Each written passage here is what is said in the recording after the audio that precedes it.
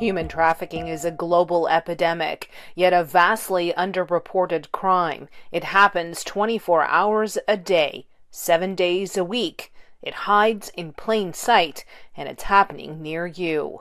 Award-winning journalist and author Victor Malarick has spent years investigating the world of human trafficking. I've always been interested in social justice issues and the abuse of children, the abuse of women, the abuse of the elderly.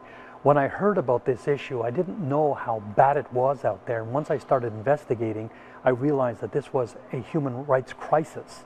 And when I hear things like that and I saw many victims, I decided that I'm going to go out there swinging. So it's something that I've been doing now from about 2001 and going out and ringing alarm bells, because this is what I said earlier, a human rights crisis. Malarick is the author of the internationally acclaimed book, The Natashas, Inside the Global Sex Trade.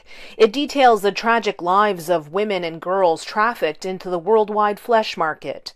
His follow-up book, The Johns, Sex for Sale and the Men Who Buy, takes a hard-hitting look at money-driven society and the callousness of Johns. Most Canadians and most people don't know what's going on. I've walked in cities and towns and villages and could actually identify women who are being trafficked or kids who have been trafficked and see who the pimps are, where they're standing, or where the control mechanisms were to keep these women entrapped in prostitution. So it takes somebody who, I've been an investigative journalist for 47 years, so I see things, and I also grew up on the streets, so I see things that most people don't see. It's an ability to identify and then see what can I do about it, or go after various people and say, hey, what's going on here and why is it going on? The United Nations International Labour Organization says over 21 million people are victims of human trafficking globally.